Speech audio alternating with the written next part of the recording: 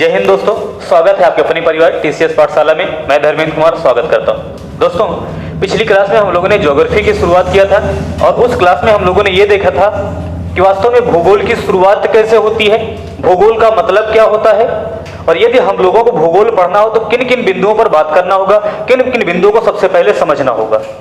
तो उसमें हम लोगों ने यह देखा था कि सबसे पहले हम लोगों को कम से कम भारत का मानचित्र और विश्व के मानचित्र के बारे में सामान्य सी जानकारी होनी चाहिए और हम लोगों ने मानचित्र बनाकर और डिजिटल मैप में भी भारत एवं विश्व के मानचित्र को देखा था। तो आज से हम लोग वर्ल्ड ज्योग्राफी की शुरुआत करेंगे और वर्ल्ड ज्योग्राफी में हम लोग जो सबसे पहला टॉपिक पढ़ेंगे वह होगा अक्षांश एवं देशांतर। बहुत ही अच्छी तरीके से हम लोग अक्षांश एवं देशांतर को पढ़ेंगे। आप लोग वीडियो में आखिरी तक बने रहिएगा। हो सकता है आपने पढ़ा भी होगा तो आखिरी तक आपको कुछ ना कुछ नया सीखने को जरूर मिलेगा। तो चलिए हम लोग बात करते हैं अक्षांश एवं देशांतर की। ध्यान दीजिएगा, यदि आपने कभी पृथ्वी का ग्लोब देखा होगा तो कुछ इस प्रकार की रेखाएं खींची हुई दिखाई देती हैं जो बिल्कुल यहां से आती हैं और यहां तक चली आई होती है नीचे तक। ठीक है ना, जो ऊपर से आती हैं बिल्कुल नीचे तक ये ऐसे चली आई होती हैं, ये ऐसे। अब कुछ रेखाएं खींची हुई होती है जो ये देखो, कुछ तो ये ऐसे हैं, अब कुछ रेखाएं खींची हुई होती हैं जो बिल्कुल इस प्रकार से होती हैं, इस प्रकार से। ग्लोब में देखोगे तो इसको आप वैसे भी देख सकते हो, ध्यान दीजिए, इसको आप वैसे भी देख सकते हो कि ये देखिए ये पूरा का पूरा रेखाएं खींची हुई हैं। तो इसमें जो इस प्रकार की रेखाएं खींची हुई होती हैं इन्हें क्या कहा जाता है, तो इन्हें कहा जाता है अक्षांश रेखाएं। इन्हें क्या कहा जाता है, अक्षांश रेखाएं।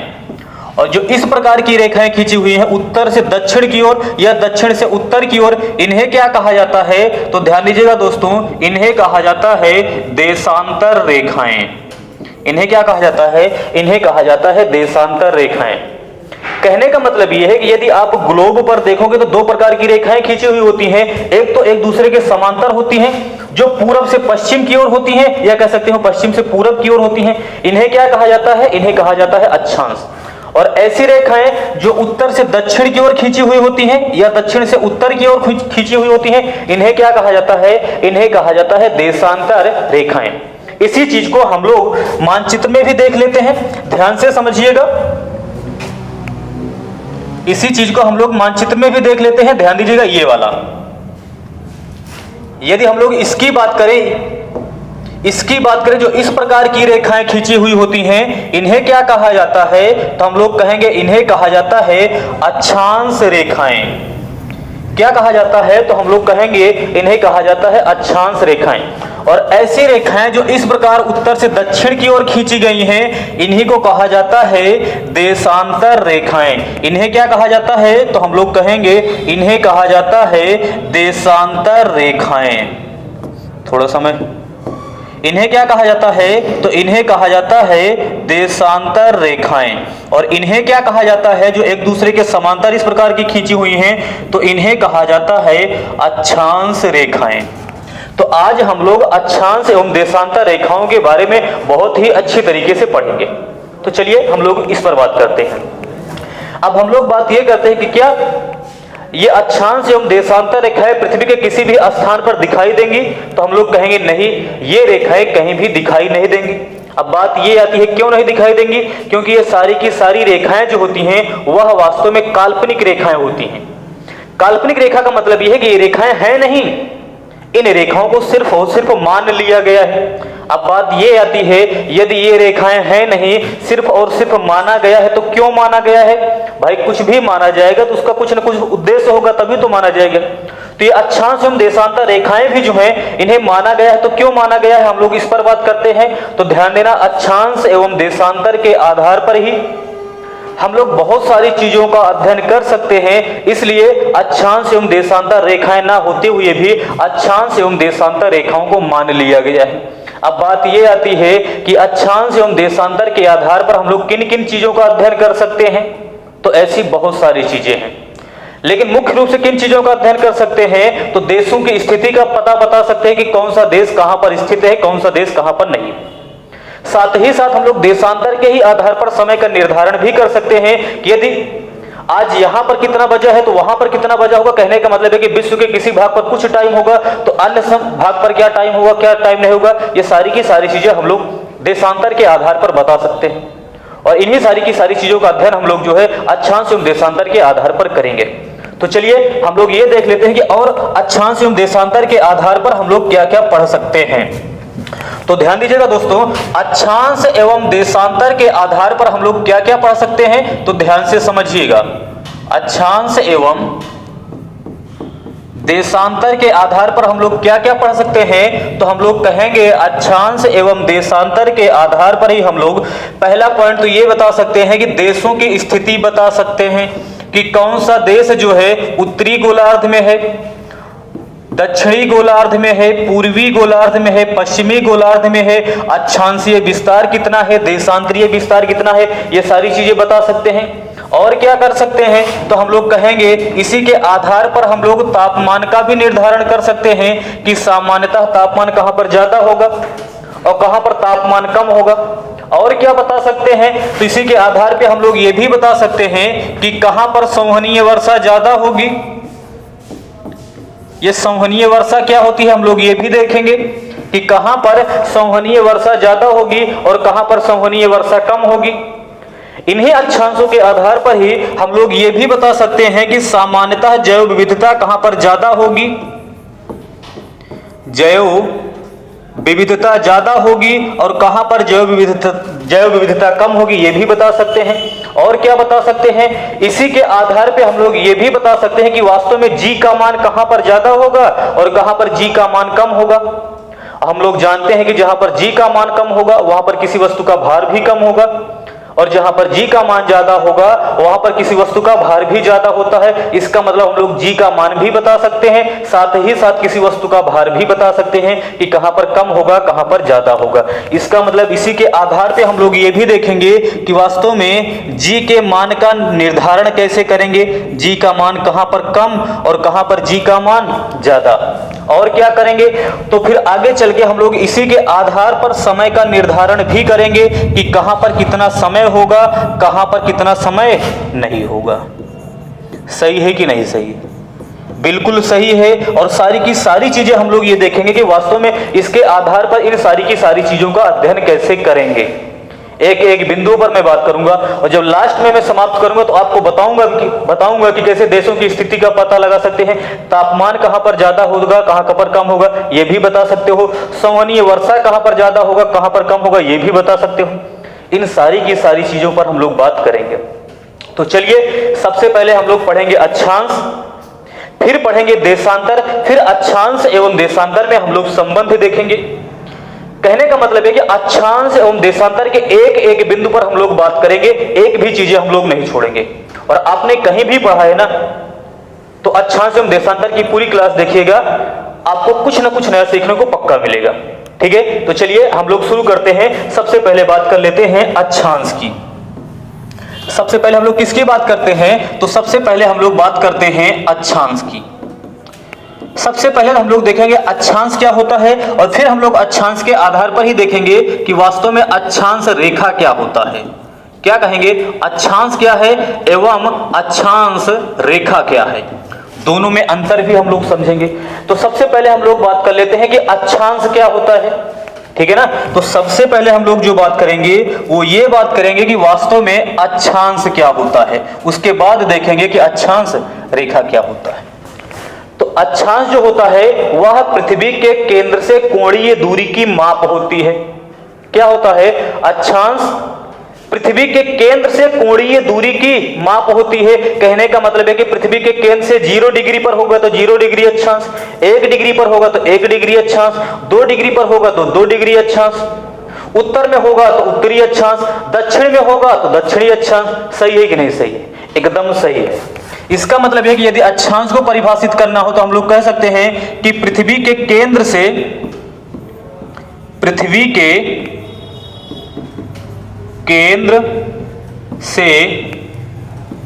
कोणीय दूरी की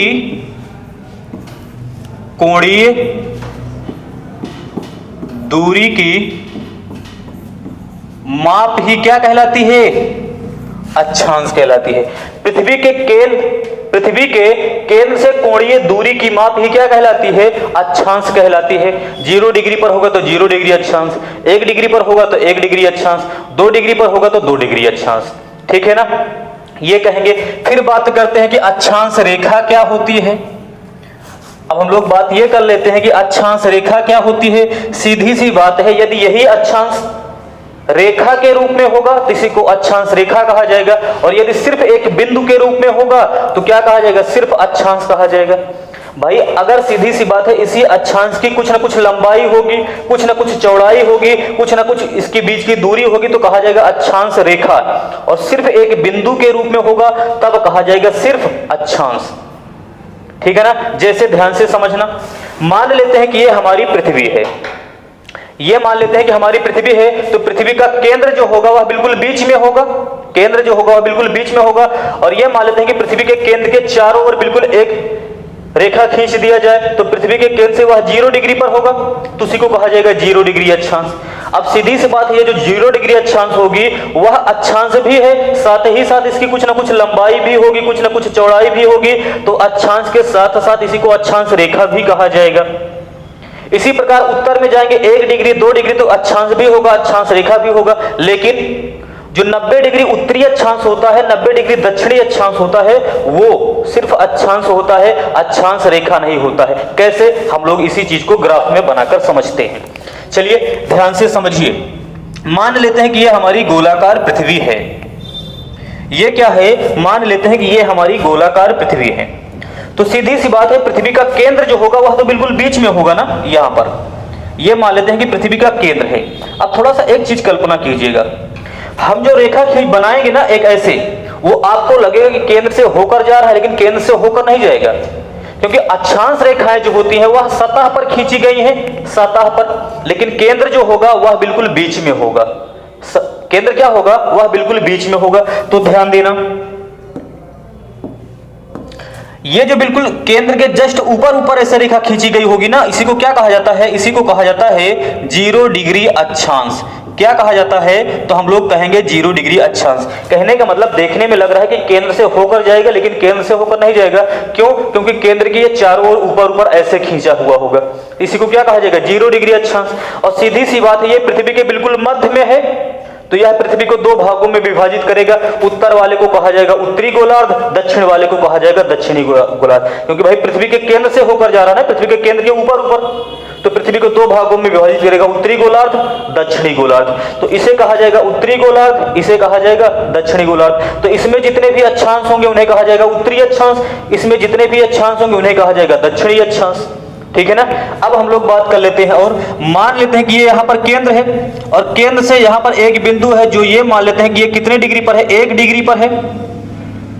इधर भी एक खींच लेते हैं, ये मान लेते हैं ये भी कितने डिग्री पर है, 1 डिग्री पर है, और दोनों को मिला दिया जाएगा तो क्या कहा जाएगा कि यह 1 डिग्री अक्षांश है। और उत्तर में है तो इसी को कहा जाएगा 1 डिग्री उत्तरी अक्षांश।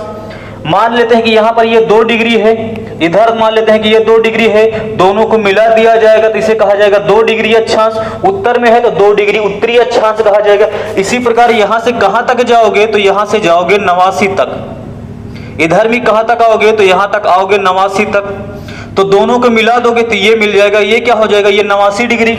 उत्तर में है तो उत्तरी अक्षांश। लेकिन जब 89 के आगे जाओगे तो यहाँ पर ये 90 पहुंचोगे, इधर से भी जाओगे तो 90 पर, तो क्या हो जाएंगे, दोनों बिंदु आपस में मिल जाएंगे।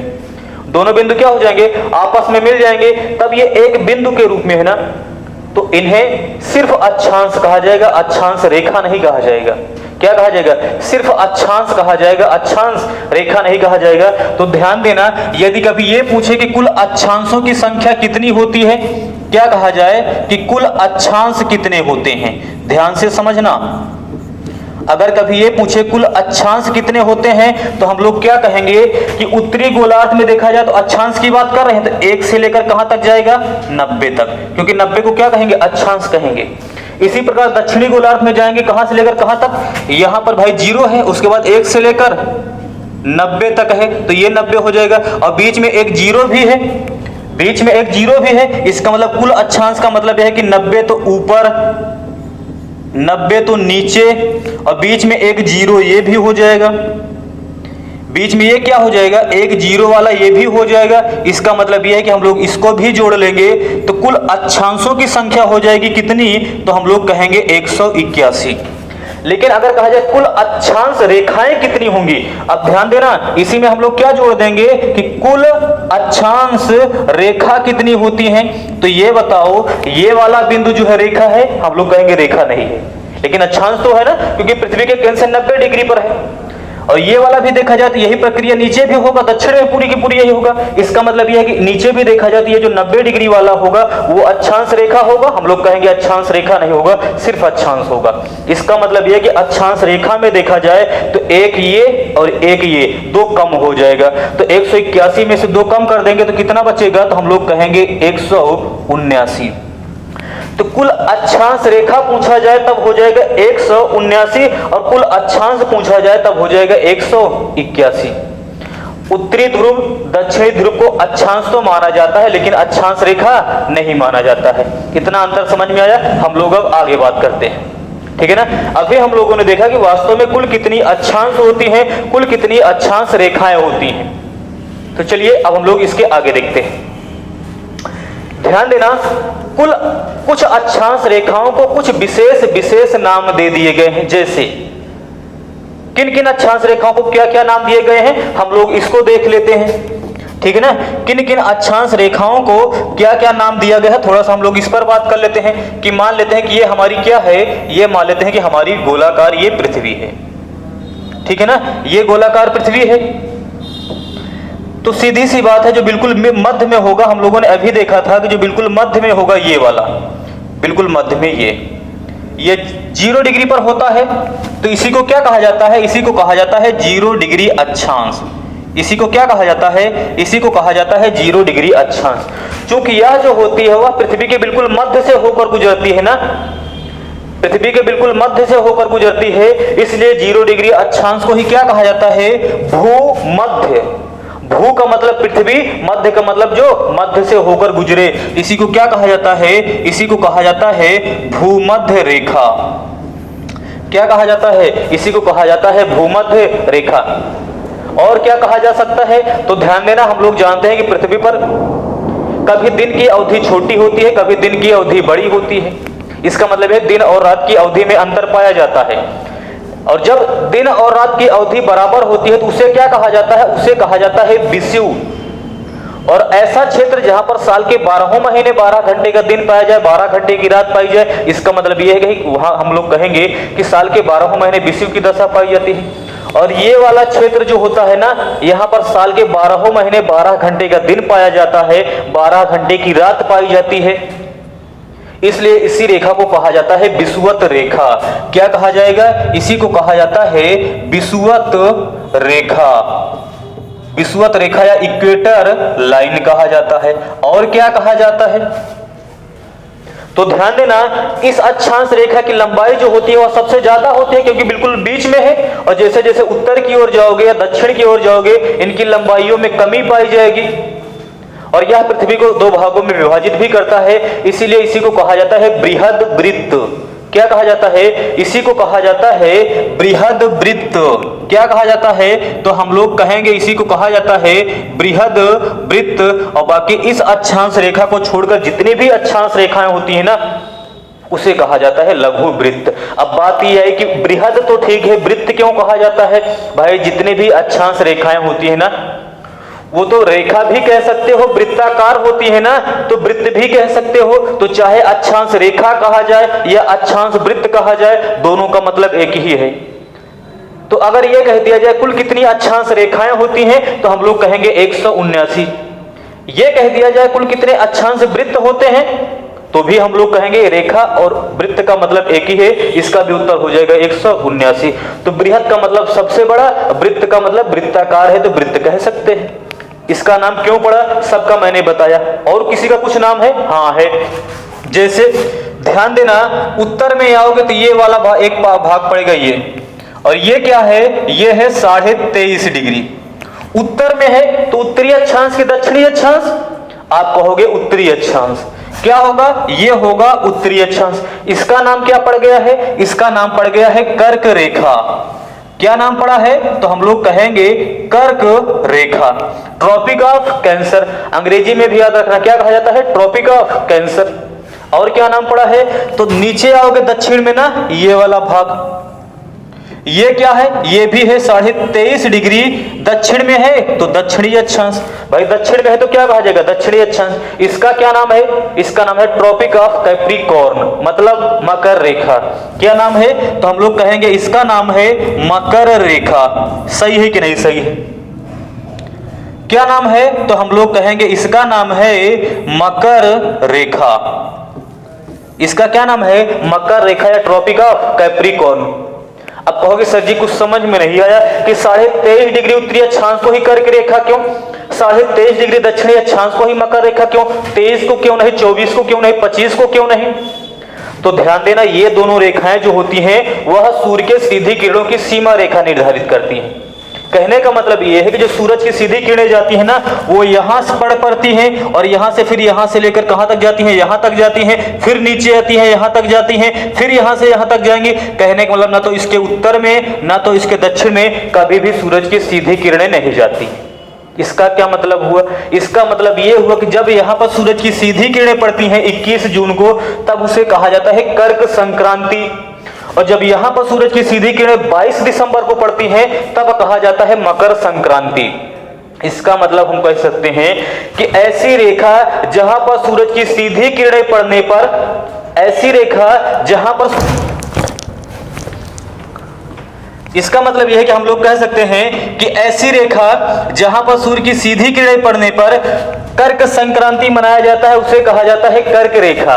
क्या कहा जाता है? तो हम लोग कहेंगे कर्क रेखा कहा जाता है। इसी प्रकार कहेंगे ऐसी रेखा जहां पर सूर्य की सीधी किरणें पड़ने पर मकर संक्रांति मनाया जाता है, उसी को कहा जाता है मकर रेखा।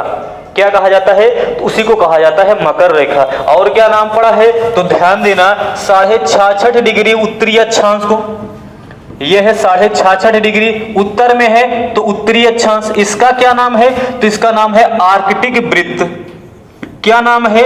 आर्कटिक वृत्त।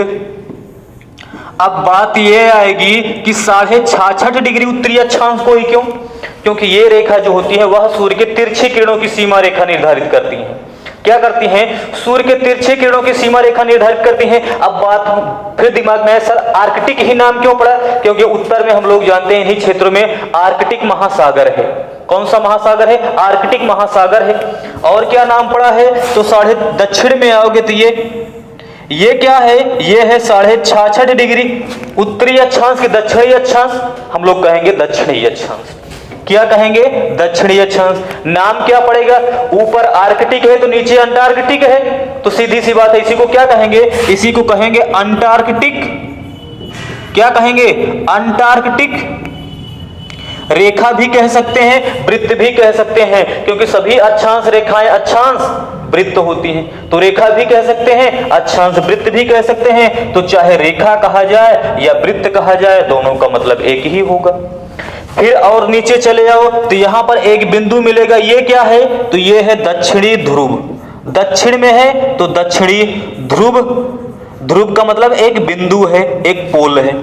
ये क्या है? ये उत्तर में है, एक बिंदु के रूप में है, उत्तर में है तो उत्तरी और ध्रुव। समझ में आया कि नहीं आया कि कुछ अक्षांश रेखाओं के कुछ विशेष नाम क्यों पड़े? भाई ये तो सब मिल जाएगा कि 23.5 डिग्री उत्तरी अक्षांश को कर्क रेखा, लेकिन क्यों? ये भी तो समझना है। 23.5 डिग्री दक्षिणी अक्षांश को मकर रेखा, लेकिन क्यों? ये भी तो हम लोगों को समझना है। सही है कि नहीं सही है? बिल्कुल सही है। तो चलिए, ये था। और हम लोग जानते हैं कि उत्तरी ध्रुव पर पहुंचने वाले पहले व्यक्ति कौन थे? तो हम लोग कहेंगे ये थे रॉबर्ट पियरे। कौन थे? तो हम लोग कहेंगे रॉबर्ट पियरे। तो दक्षिणी ध्रुव पर पहुंचने वाले पहले व्यक्ति कौन थे? हम लोग कहेंगे एमंडसन थे। कौन थे? एमंडसन थे। चलिए हम लोग इसको भी लिख लेते हैं। कौन थे? तो हम लोग कहेंगे ये एमंडसन थे। इतना समझ में आया? हम लोग अब आगे बात करें। तो जिन लोगों को स्क्रीनशॉट लेना है जल्दी से ले लीजिए, तो फिर इसी के हम लोग आगे बात करते हैं। अब ध्यान दीजिएगा, तापमान के दृष्टिकोण से इन अक्षांश रेखाओं के बीच के क्षेत्र कुछ विशेष नाम दे दिया गया है। क्या नाम दिया गया है? ध्यान से समझना। तापमान के दृष्टिकोण से इन अक्षांश रेखाओं के बीच के क्षेत्रों को कुछ विशेष नाम दे दिया गया है। क्या नाम दिया गया है, इस चीज को समझना। पहले तो यह समझते हैं कि तापमान का मतलब क्या है। मैंने अभी बताया था ना कि इसी के आधार पर तापमान का भी निर्धारण कर सकते हो कि कहां पर तापमान कम होगा, कहां पर तापमान ज्यादा होगा, वही करते हैं। अब यह मान के चलते हैं कि हमारी गोलाकार पृथ्वी है, तो सूरज की सीधी किरणें आएंगी, तो सीधी सी बात है यहाँ पर उभरा हुआ है ना, तो सूरज की किरणें यहाँ पर ज्यादा पड़ेगा, और यहाँ पर ये थोड़ा सा यहाँ पर चपटा हुआ है, तो यहाँ पर सूरज की किरणें क्या होंगी, कम पड़ेंगी। भाई यहाँ पर सूरज की किरणें ज्यादा पड़ेंगी, यहाँ पर सूरज की किरणें कम पड़ेंगी, और जब यहाँ पर सूरज की किरणें कम ज्यादा पड़ेंगी तो यहाँ पर तापमान क्या होगा, ज्यादा, और यहाँ पर सूरज की किरणें जब कम पड़ेंगी यहाँ पर तापमान क्या होगा, कहोगे कम होगा। तो यहाँ पर तापमान यहाँ पर तापमान ज्यादा, यहाँ पर तापमान कम। इसका मतलब हम लोग कह सकते हैं कि यहाँ पर तो तापमान ज्यादा, और जैसे जैसे ध्रुवों की ओर बढ़ोगे ना वैसे वैसे तापमान घटता जाएगा। क्या होगा, तापमान घटता जाएगा। इसका मतलब हम लोग कह सकते हैं कि इन क्षेत्रों में तापमान सबसे ज्यादा होगा और इन क्षेत्रों में तापमान क्या होगा, सबसे कम होगा।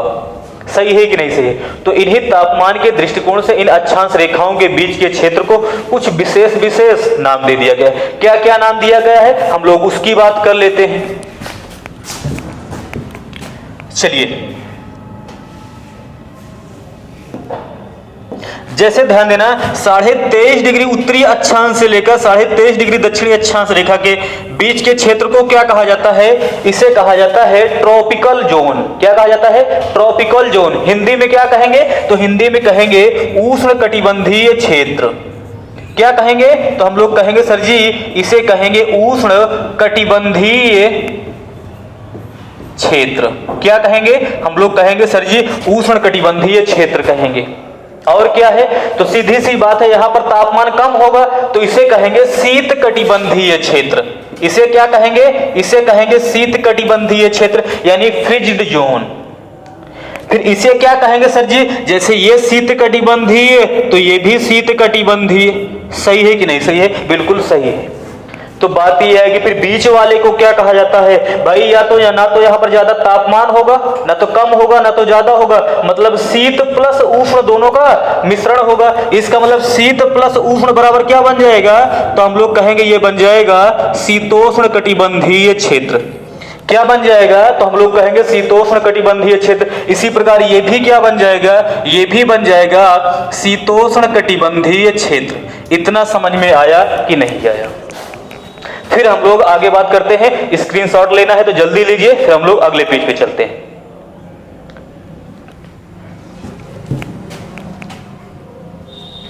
चलिए, अब अभी तक हम लोगों ने ये देखा कि वास्तव में अक्षांश क्या होता है, अक्षांश रेखाएं क्या होती हैं, कुल अक्षांश रेखा कितने हैं, कुल अक्षांश कितने हैं, किन किन अक्षांश रेखाओं को क्या क्या नाम दिया गया, किन अक्षांश रेखाओं के बीच के क्षेत्र को क्या क्या कहा जाता है।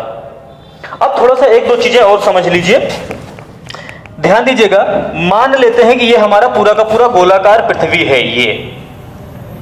ये क्या है, पूरा का पूरा मान लेते हैं कि ये गोलाकार पृथ्वी है। तो ये तो मान लेते हैं बीच में क्या होगा, तो हम लोग जानते हैं कि ये 0 डिग्री अक्षांश होगा, या सीधा सीधा विषुवत रेखा कह सकते हैं, ये विषुवत रेखा होगा। क्या होगा, तो हम लोग कहेंगे ये विषुवत रेखा होगा।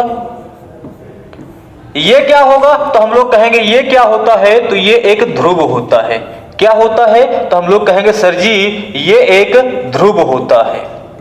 सही है कि नहीं सही है, बशर्ते कि वो उत्तरी ध्रुव है, दक्षिणी ध्रुव है, ठीक है ना।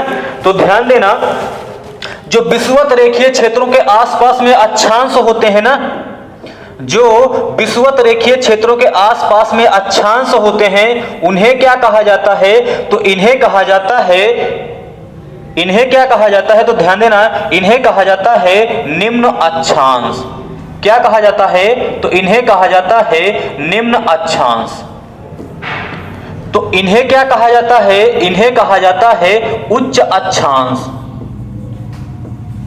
इन्हें क्या कहा जाता है, इन्हें कहा जाता है उच्च अक्षांश। इसका निर्धारण जो किया जाता है ना, वो किया जाता है 45 डिग्री अक्षांश से।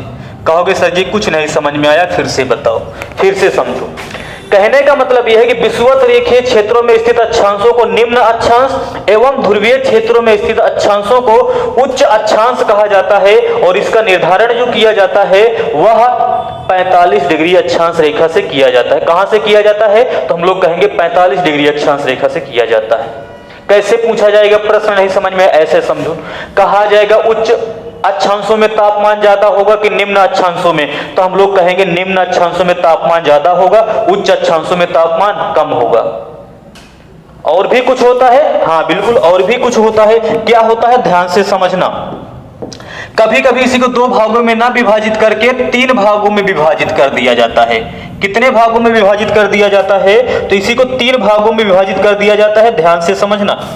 ये तो 0 डिग्री अक्षांश है, ये 0 डिग्री अक्षांश ही रहेगा। ये 90 डिग्री है तो ये तो 90 डिग्री ही रहेगा, इसमें तो कुछ अंतर आएगा नहीं।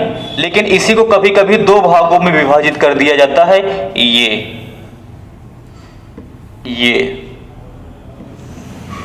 ये क्या होता है? तो हम लोग कहेंगे ये होता है 60 डिग्री। ये क्या होता है? ये होता है 30 डिग्री। ये तो 0 है तो 0 ही रहेगा। ये क्या होता है? ये भी होता है 30 डिग्री। और ये क्या होता है? ये होता है 60 डिग्री। कुछ नहीं समझ में आया? फिर से समझो, अभी समझा ही कहां है। चलिए ध्यान से समझना। हम लोग कहेंगे कि 30 डिग्री उत्तरी अक्षांश से लेकर 30 डिग्री उत्तरी अक्षांश से लेकर 30 डिग्री दक्षिणी अक्षांश के बीच के अक्षांशों को क्या कहा जाता है? तो हम लोग कहेंगे निम्न अक्षांश कहा जाता है। क्या कहा जाता है? तो हम लोग कहेंगे निम्न अक्षांश कहा जाता है। इसे क्या कहा जाता है? इसे तो उच्च अक्षांश ही कहा जाएगा। इसे क्या कहा जाता है? इसे तो उच्च अक्षांश ही कहा जाएगा। कहोगे सर जी ये तो हम लोग पहले ही पढ़ चुके हैं, ये बीच में क्या हो गया? बीच में है ना, इसका मतलब मध्य में आया है। इसी को क्या कहा जाता है? तो हम लोग कहेंगे इसी को मध्य अक्षांश कहा जाता है। क्या कहा जाता है? तो हम लोग कहेंगे इसी को मध्य अक्षांश कहा जाता है। क्या कहा जाता है? तो हम लोग कहेंगे इसी को मध्य अक्षांश कहा जाता है। अब प्रश्न ये पूछा जाएगा कि मानव के रहने के लिए सबसे आदर्श दशा कहां पर पाई जाती है? यहां पर कि यहां पर कि यहां पर? आप कहोगे सर जी ना तो ज्यादा तापमान होना चाहिए ना तो कम होना चाहिए। कहने का मतलब है कि मध्य अक्षांश पर पाई जाएगी। सही है कि नहीं सही है? बिल्कुल सही है। इसका मतलब यह है कि हम लोग कहेंगे कि 30 डिग्री उत्तरी अक्षांश से लेकर 30 डिग्री दक्षिणी अक्षांश के बीच के क्षेत्रों को यहां पर निम्न अक्षांश, 30 से 60 डिग्री के बीच के क्षेत्रों को दोनों गोलार्धों में क्या कहा जाएगा? मध्य अक्षांश कहा जाएगा। बाकी जो उत्तर में है ना उसे तो उच्च अक्षांश कहा ही जाएगा। तो कभी कभी 2 भागों में तो कभी कभी 3 भागों में विभाजित कर दिया जाता है। अब हम लोग थोड़ा सा आगे देखते हैं। अभी कहोगे सर जी अक्षांश के आधार पर जी का मान कैसे निर्धारित किया जाता है? तापमान तो बता दिया, लेकिन संवहनीय वर्षा का निर्धारण कैसे किया जाता है? तो हम लोग इसको अब आगे देखते हैं। ध्यान से समझना कि सबसे पहले थोड़ा सा एक ग्राफ बना ही लेते हैं, तब बात करते हैं। मान लेते हैं कि ये बिल्कुल बड़ा सा बनाते हैं। ये क्या है? ये हमारी गोलाकार ये पृथ्वी है। ये क्या है? तो ये हमारी गोलाकार पृथ्वी है। ठीक है ना? चलिए,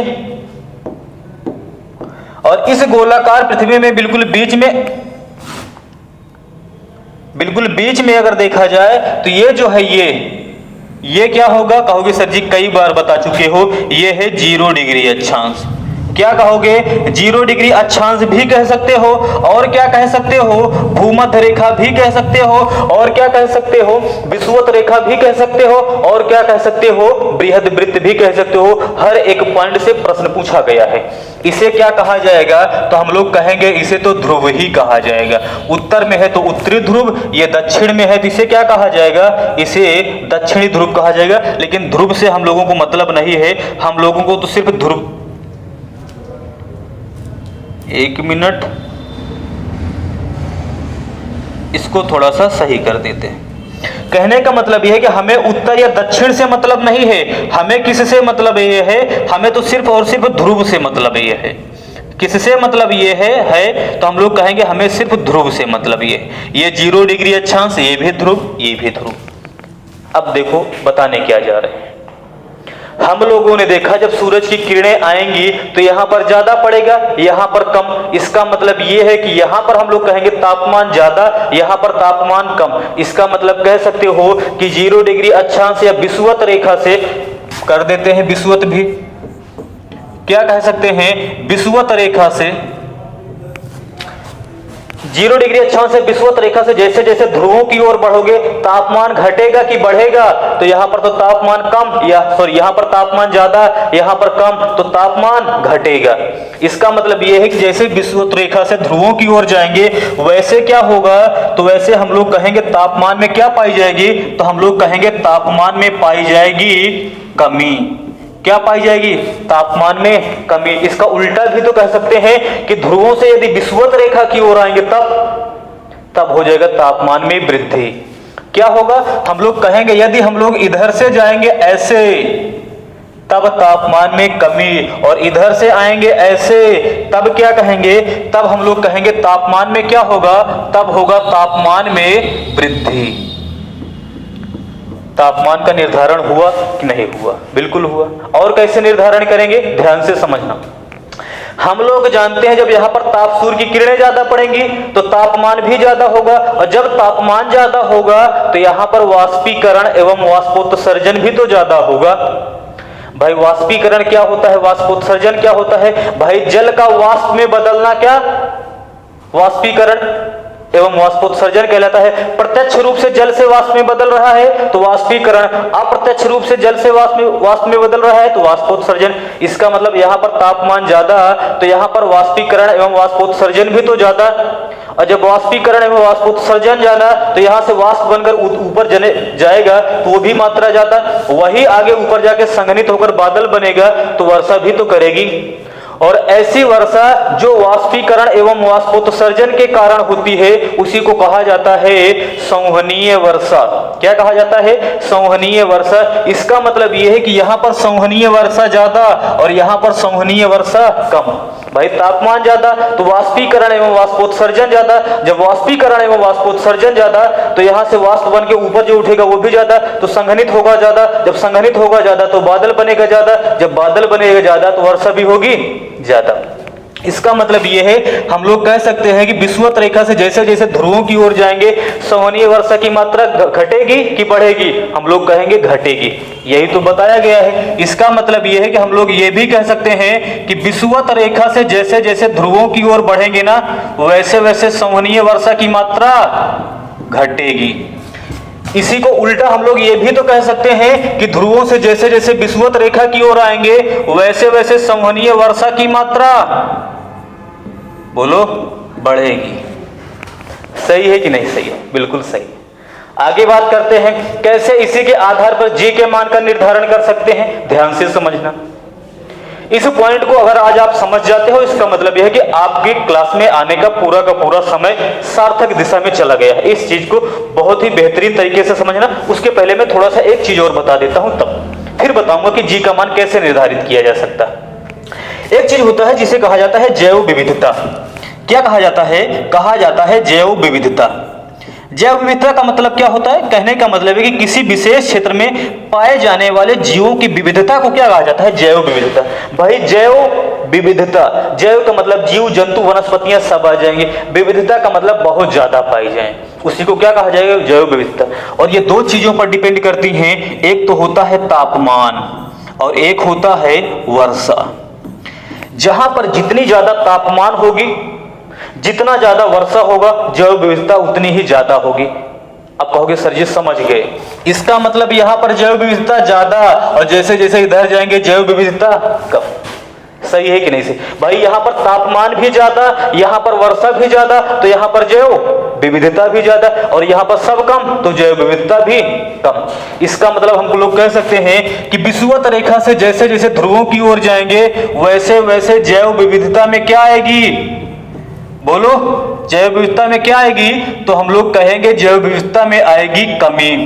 इसी चीज को उल्टा भी तो कह सकते हो कि जैसे जैसे ध्रुवों से विषुवत रेखा की ओर आओगे जैव विविधता में क्या आएगी? तो कहोगे वृद्धि। क्या कहेंगे? जैव विविधता में इधर क्या होगा?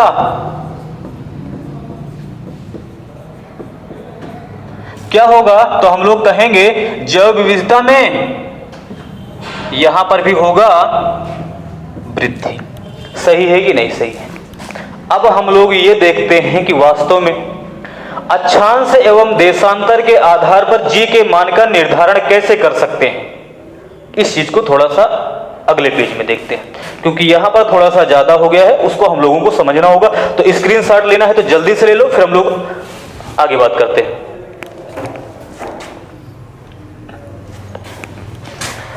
अब हम लोग देखेंगे कि वास्तव में अक्षांश एवं देशांतर के आधार पर ही जी के मान का निर्धारण कैसे कर सकते हैं कि जी का मान कहां पर कम होगा, कहां पर ज्यादा होगा।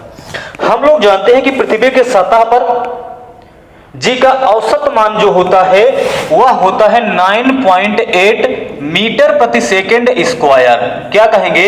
9.8 मीटर प्रति सेकंड स्क्वायर। यह कितना कहां होता है? पृथ्वी के सतह पे औसत मान होता है। और पृथ्वी के सतह से जैसे जैसे ऊपर की ओर जाओगे या पृथ्वी के सतह से जैसे जैसे नीचे की ओर जाओगे जी के मान में कमी आती है। अब ये कहोगे सर इसमें अक्षांश एवं देशांतर का क्या योगदान है? इसमें तो अभी कुछ योगदान नहीं है, लेकिन हम लोग पढ़ने क्या जा रहे हैं। अभी सिर्फ इतना समझो कि मान लेते हैं कि ये सतह से ऊपर जाओगे या नीचे जाओगे तो जी के मान में कमी आएगी। कहोगे ये तो सर हमने फिजिक्स में पढ़ा है। चलिए भूगोल में कैसे पढ़ेंगे इस चीज को समझना। हम लोग जानते हैं कि कोई भी चीज यदि गति करेगी, कोई भी चीज यदि गति करती है तो उस पर दो प्रकार के बल लगते हैं, एक अपकेंद्रीय बल, एक अभिकेंद्रीय बल। कोई भी चीज यदि ऐसे गति कर रही है, ऐसे गति कर रही है, इसका मतलब है कि उस पर दो बल लगेंगे, एक अपकेंद्रीय बल, एक अभिकेंद्रीय बल। पृथ्वी भी तो घूर्णन गति कर रही है, इसका मतलब पृथ्वी पर भी दो बल लगेंगे, एक अपकेंद्रीय बल, एक अभिकेंद्रीय बल। इसका मतलब मान लेते हैं कि ये हमारी है पृथ्वी। ये क्या है? मान लेते हैं कि ये हमारी पृथ्वी है, ये भी तो अपने अक्ष पर घूर्णन गति कर रही है। इसका मतलब है कि पृथ्वी पर भी देखा जाए तो दो बल लगेंगे कि नहीं लगेंगे? कहोगे सर जी बिल्कुल लगेंगे। एक तो बल ये ऐसे लगेगा, ये ऐसे, एक बल लगेगा ये ऐसे। इसे क्या कहा जाता है? जो दूर फेंके, अपकेंद्रीय। क्या कहा जाएगा? अपकेंद्रीय। तो ये तो हो जाएगा अपकेंद्रीय बल। क्या हो जाएगा? अपकेंद्रीय बल।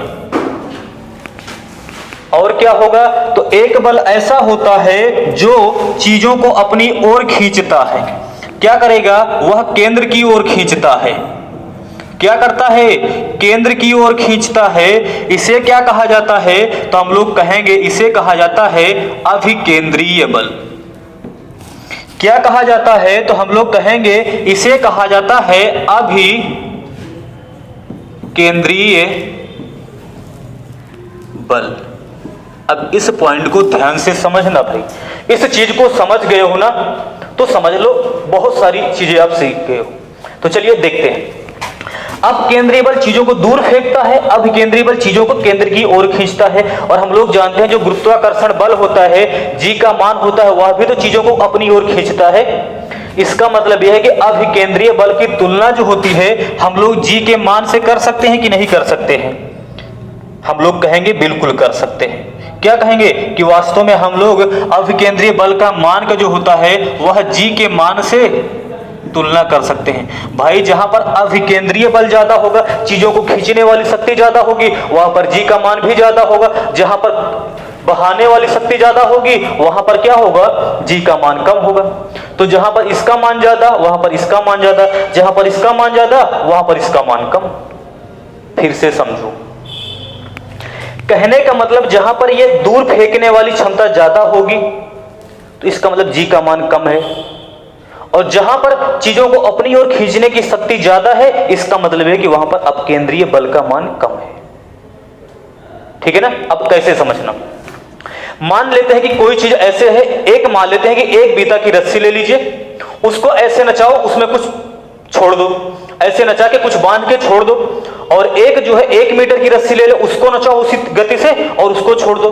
अब बताओ दूर तक कौन जाएगा? तो आप कहोगे सर जिसकी लंबाई ज्यादा होगी ना वो दूर तक जाएगा। भाई एक मान लेते हैं कि एक बीता की रस्सी ले लो, उसको नचाओ, छोड़ दो, देखते हैं कि उसमें जो बांधा हुआ पदार्थ है कितनी दूर तक जाएगा। दूसरा 1 मीटर की रस्सी ले लो, उसको उसी गति से नचाओ, उसको भी छोड़ दो, कौन दूर तक जाएगा? कहोगे सर जी जिसका रस्सी ज्यादा लंबी होगी ना वो दूर तक जाएगा, और जिसकी रस्सी की लंबाई कम होगी ना वो तो नजदीक ही रह जाएगा। ये बिल्कुल सही है। और हम लोग जानते हैं कि यहां पर विषुवत रेखा पर वहां पर क्या होती है? पृथ्वी की त्रिज्या की लंबाई ज्यादा होती है। ध्यान से समझना क्या समझाने जा रहा हूं। यह मान लेते हैं कि हमारी गोलाकार पृथ्वी है, ये क्या है, मान लेते हैं कि ये हमारी गोलाकार पृथ्वी है। ध्यान से समझना भाई, ये क्या है, ये है विषुवत रेखा। ये क्या है, 0 डिग्री अक्षांश कहें, विषुवत रेखा कहें, कुछ भी कहें। इसे क्या कहेंगे, कहोगे सर जी ध्रुव कहेंगे। उत्तर में है तो उत्तरी ध्रुव, दक्षिण में है तो इसी को क्या कहेंगे, इसी को दक्षिणी ध्रुव कहेंगे। लेकिन एक बात तो तय है कि ध्रुव तो कहेंगे। कैसे निकालेंगे इस चीज को समझना। सीधी सी बात है, यहां पर रस्सी की लंबाई ज्यादा है यानी त्रिज्या ज्यादा है, तो यहां पर नचाओगे तो क्या होगा, दूर तक जाएगा। दूर तक जाने का मतलब है कि यहां पर अपकेंद्रीय बल का मान क्या होगा, ज्यादा होगा। यहां पर क्या होगा, अपकेंद्रीय बल का मान ज्यादा होगा। लेकिन यहां पर देखोगे तो बिल्कुल ध्रुव पर जाओगे तो त्रिज्या क्या हो जाती है, 0 हो जाती है। कहने का मतलब यह है कि यहां पर देखोगे तो जो अक्षांशों की भाई जो अक्षांश है यहां पर सबसे लंबा है तो उसकी त्रिज्या भी होगी ज्यादा। और जब अक्षांश एक बिंदु के रूप में हो गया है ना, तो उसकी कौन सी त्रिज्या होगी, एक बिंदु के रूप में हो जाएगा। इसका मतलब यह कि यहां पर क्या होगा, तो हम लोग कहेंगे यहां पर जो होगा अपकेंद्रीय बल का मान वह होगा कम। भाई यहां पर लंबाई ज्यादा तो यहां पर अपकेंद्रीय बल का मान होगा ज्यादा। इसका मतलब यह है कि सीधी सी बात है, यहां पर पृथ्वी की त्रिज्या क्या होगी, ज्यादा। तो यहां पर ऐसे ऐसे नचाओगे, इसका मतलब यह कि दूर तक जाएगा। दूर तक जाने का मतलब यह है कि यहां पर अपकेंद्रीय बल का मान क्या होगा, ज्यादा। जब अपकेंद्रीय बल का मान ज्यादा तो जी का मान कम। भाई इसका मान ज्यादा तो इसका मान कम। इसका मतलब यह है कि हम लोग कहेंगे यहां पर पृथ्वी की घूर्णन गति ज्यादा होगी। और घूर्णन गति ज्यादा होने का मतलब यह कि यहां पर अपकेंद्रीय बल का मान ज्यादा होगा। जब अपकेंद्रीय बल का मान ज्यादा होगा, इसका मतलब यह कि अभिकेंद्रीय बल का मान कम होगा।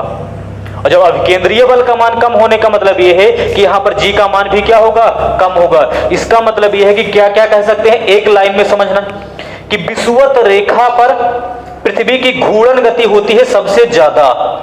पृथ्वी की घूर्णन गति क्या होती है, सबसे ज्यादा। अपकेंद्रीय बल का मान क्या होता है, सबसे ज्यादा।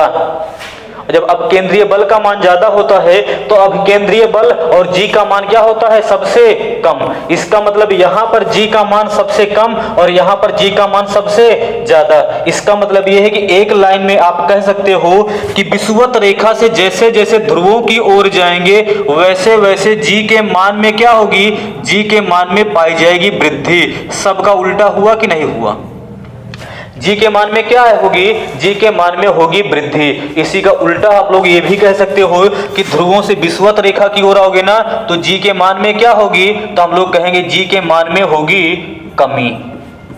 अब ध्यान से समझना, हम लोग जानते हैं जहां पर जी का मान ज्यादा तो वहां पर किसी वस्तु का भार भी ज्यादा, जहां पर जी का मान कम तो वहां पर किसी वस्तु का भार भी कम। इसका मतलब यह है कि यहां पर किसी वस्तु का भार होगा कम और यहां पर किसी वस्तु का भार भी होगा ज्यादा। तो दोनों पॉइंट, 2-3 पॉइंट यहीं से समझना। यहां पर पहली बात, अपकेंद्रीय बल का मान ज्यादा। अपकेंद्रीय बल का मान ज्यादा का मतलब है कि पृथ्वी की घूर्णन गति हो गई ज्यादा। और घूर्णन गति का मतलब यह है कि यहां पर जी का मान क्या हो गया, कम। और यहां पर अपकेंद्रीय बल का मान कम बल्कि अभिकेंद्रीय बल का मान ज्यादा, यानी जी का मान ज्यादा। और जी का मान ज्यादा इसका मतलब किसी वस्तु का भार ज्यादा। ठीक है ना। तो इस चीज को समझना, ना समझ में आए तो बताना, मैं अगली वीडियो में इस चीज को फिर से क्लियर करूंगा। तो आज की क्लास में हम लोगों ने सिर्फ और सिर्फ ये देखा कि वास्तव में अक्षांश क्या है। देशांतर पर हम लोग अगली वीडियो में चर्चा करेंगे और बहुत ही बेहतरीन तरीके से पढ़ाया जाएगा। तो आज यहीं पर समाप्त करते हैं। वीडियो कैसा लगा कमेंट करके जरूर बताइएगा।